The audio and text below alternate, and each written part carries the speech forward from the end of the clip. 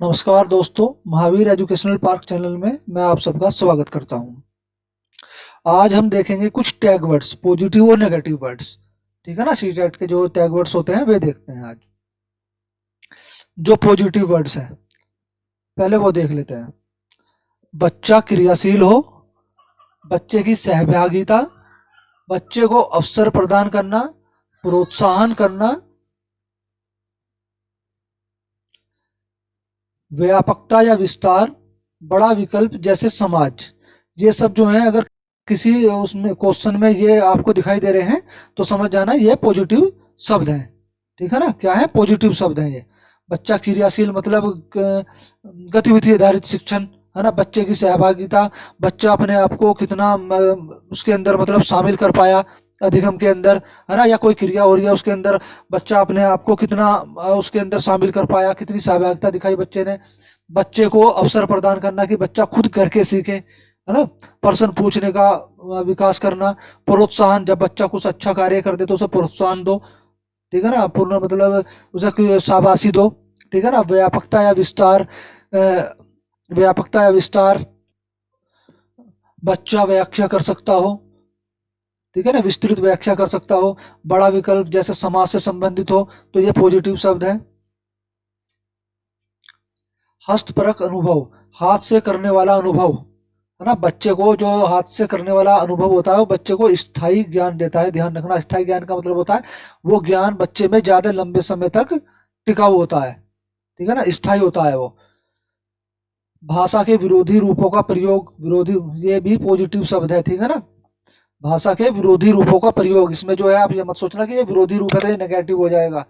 विरोधी रूपों के प्रयोग से मतलब है भाषा और भाषा का जो मतलब, जैसे बच्चे एक भाषा में कई कई सारी भाषाओं के बच्चे आ जाते हैं या दो तीन भाषाओं के बच्चे आ जाते हैं, तो उनसे जो है उनकी भाषा में भी मतलब कुछ पूछना, है ना, कुछ बात करना, ताकि और बच्चे भी उनकी भाषा को समझ सकें, है ना। तो उसे इसके इनके प्रयोग का जो है मतलब अवसर प्रदान करना चाहिए शिक्षक को।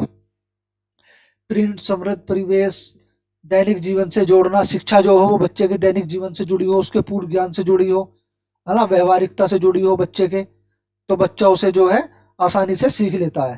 ठीक है। समावेशी कक्षा, ये पॉजिटिव है। समावेशी कक्षा में मतलब सभी तरह के बच्चे आ जाते हैं। थोड़े कम बुद्धि, त्रिबुद्धि, प्रतिभाशाली बुद्धि, ये सब जो बच्चे हैं ना समावेशी कक्षा में आ जाते हैं। ठीक है। बहुसंवेदनीय शिक्षण सामग्री,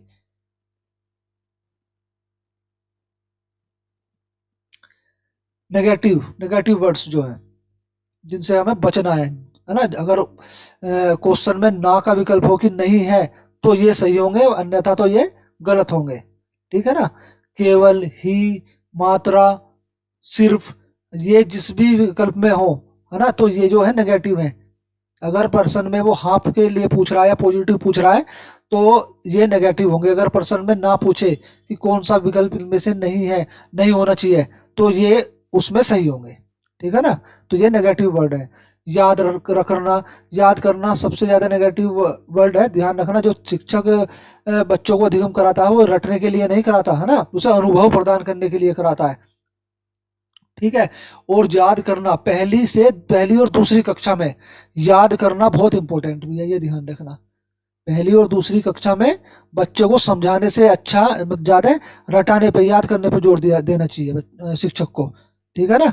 पहली और दूसरी कक्षा में, लेकिन इससे ऊपर की कक्षा में बच्चे को याद कराने से याद कराने के बजाय समझाने पर बल देना चाहिए। ठीक। कंठस्थ करना या रटना वो एक ही बात है ना। रटना या कंठस्थ करना। ठीक है ना। ये पहली से दूसरी क्लास तक के बच्चे को तो सही रहेगा, उससे ऊपर की क्लास के लिए ये नेगेटिव है। वैज्ञानिक शब्दावली का प्रयोग, है ना। वैज्ञानिक शब्दावली से समझोगे हाँ बहुत अच्छी चीज है ना, लेकिन ये जो है बच्चे में अवरोध उत्पन्न करती है अधिगम के दौरान, क्योंकि बच्चे उनकी शब्दावली को समझ नहीं पाते हैं। ठीक है। ये है वैज्ञानिक शब्दावली का प्रयोग, ये नेगेटिव है। दंड देना, डांटना, मारना, ग्रेडिंग, रैकिंग, ये सब नेगेटिव शब्द है। भेदभाव करना, ये सब नेगेटिव है। ठीक है ना। या कक्षा में शिक्षक जो है बच्चों की उच्च कक्षाओं के लिए तैयारी कराए कि भाई हाँ पढ़ लो, जितना ज्यादा पढ़ा जाए आपको बड़ी कक्षा में जाना है ना। तो ऐसा बिल्कुल भी नहीं होना चाहिए। शिक्षक का जो उद्देश्य होता है वो छात्र को जो है मतलब अधिगम में निपुण करना होता है, कौशल में निपुण करना होता है, ना कि उच्च कक्षाओं के लिए तैयारी करना। ठीक है ना, ना कि वैवासिक बनाने के लिए शिक्षा दे रहा है उसे, ठीक है ना, बच्चे को, ना ही वो रोजगार कमाने के लिए शिक्षा दे रहा है। ठीक है ना, समझ गए, ये सब नेगेटिव पॉइंट है। अब आ जाते हैं हम कुछ जरा वन लाइनर की तरफ अपने। ठीक है ना, मतलब बच्चे में क्या क्या गुण होने चाहिए। ठीक है ना, जो जो पॉजिटिव भी है और बच्चों के गुण भी हैं। बच्चा स्वतंत्र एवं क्रियाशील हो। कक्षा का ज्ञान दैनिक जीवन से जोड़ के देना चाहिए बच्चे के। ठीक है ना, जो बच्चा जानता हो मूर्त रूप में, उससे जोड़ के देना चाहिए। परीक्षा या मूल्यांकन का उद्देश्य बच्चे की त्रुटियों को दूर करना है। ठीक है ना, बच्चों की त्रुटियों को दूर करना है और उसकी कमियों का को पूरा करना होना चाहिए।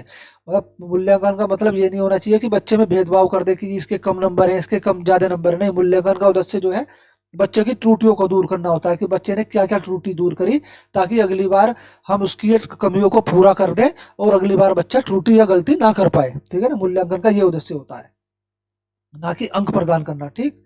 पर्यावरण शिक्षण में एकीकृत उपागम तत्व शामिल होते हैं। एकीकृत उपागम से मतलब है इसमें सामाजिक विज्ञान, है ना, इतिहास, भूगोल का प्रारंभिक अध्ययन जो है वो पर्यावरण शिक्षण में है। ठीक है, इसे ही एकीकृत उपागम बोलते हैं। पर्यावरण शिक्षक की विषय वस्तु मानसिक स्तर के अनुकूल हो, मतलब बालक के मानसिक स्तर के अनुकूल हो। विषय वस्तु संदर्भगत परिवेश से जुड़ी हो। विषय वस्तु पूर्व ज्ञान को जोड़ने वाली हो।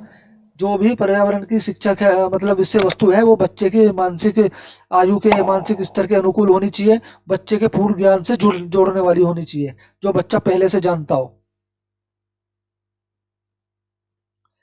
कठिन शब्दावली, परिभाषा और अमूर्त अवधारणाओं पर जोर देने वाली विषय वस्तु नहीं होनी चाहिए। ठीक है ना, ना ही तो जो विषय वस्तु में कठिन शब्दावली होनी चाहिए, ना ही कठिन परिभाषाएं होनी चाहिए। परिभाषा तो होनी ही नहीं चाहिए, खैर। ठीक है ना, और अमूर्त अवधारणा है। अमूर्त अवधारणाओं से मतलब है, जो अमूर्त का मतलब होता है जो दिखाई ना दे, है ना, अमूर्त होता है वो। मूर्त का मतलब होता है जो बच्चा देख सके। ठीक है ना, तो अमूर्त अवधारणा नहीं होनी चाहिए।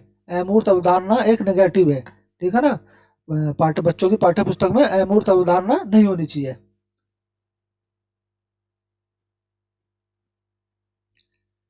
पर्यावरण शिक्षण कार्य में शिक्षक को जो है ना एक अभिभावक व दार्शनिक व निर्देशन की भूमिका निभानी चाहिए।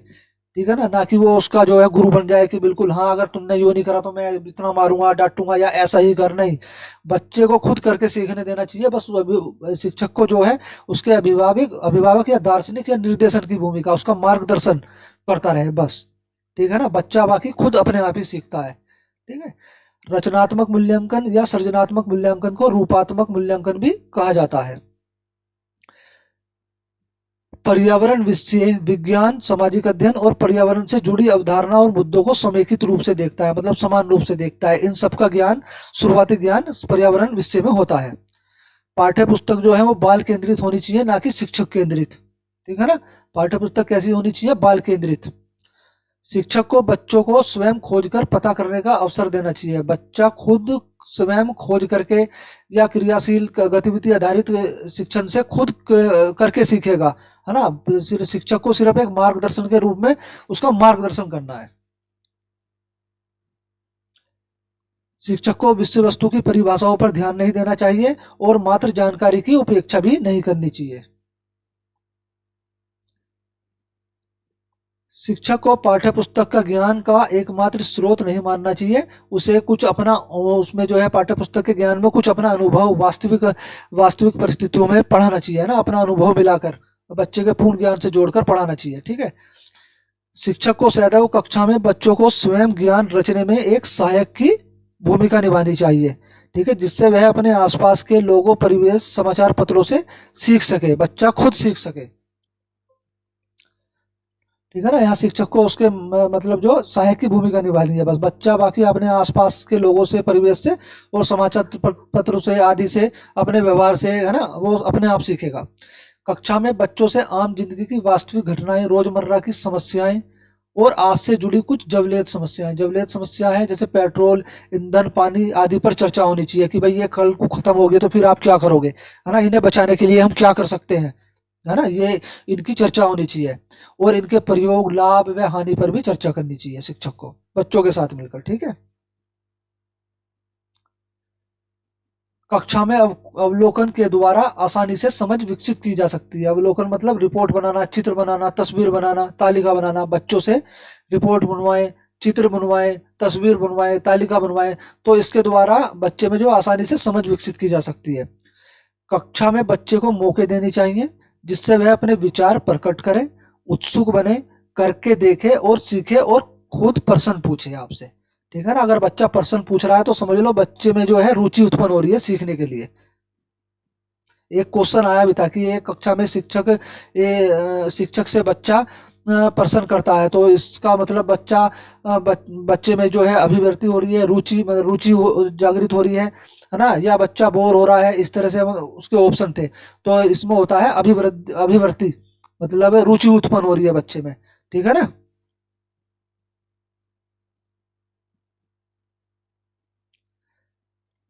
किस कक्षा में किसी जानवर या पक्षी के व्यवहार के बारे में जानने के लिए अखबार पढ़ना व टीवी पर उपयुक्त कार्यक्रम देखने के लिए बच्चे को प्रेरित करना चाहिए। ये क्वेश्चन आया हुआ है सीटेट में, ध्यान रखना। ठीक है ना। कक्षा में किसी जानवर या पक्षी के व्यवहार के बारे में जानने के लिए क्या उपयुक्त है, इस तरह से था ना। अखबार पढ़ना व टीवी पर उपयुक्त कार्यक्रम देखना, ये विकल्प उसमें बिल्कुल सही था। ठीक है ना। बच्चे को प्रेरित करना चाहिए। कक्षा में विषय वस्तु के बारे में पहेलियां या क्रॉसवर्ड तथा जानकारी इकट्ठा करने के लिए कहकर उनमें जो है स्वयं सीखने की इच्छा का विकास किया जा सकता है।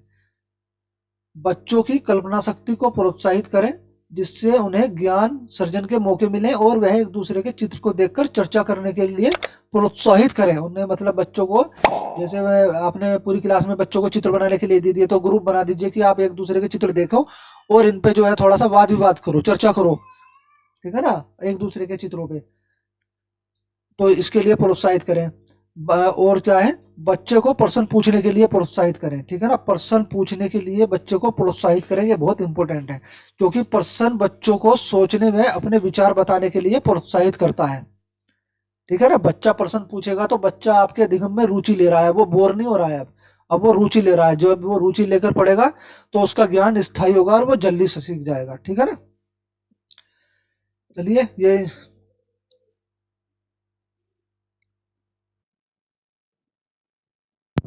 देखिए, अब आपका जो पर्यावरण का जो एनवायरनमेंट का जो पेडागोजी चैप्टर है, एनसीईआरटी तो पहले ही समाप्त हो चुका। अब आपका जो है ना जो शैक्षणिक मुद्दे थे, पेडागोजी जो थी ईवीएस एनवायरनमेंट की, है ना, अब वो भी खत्म हो चुकी है। ये आपकी लास्ट वीडियो थी।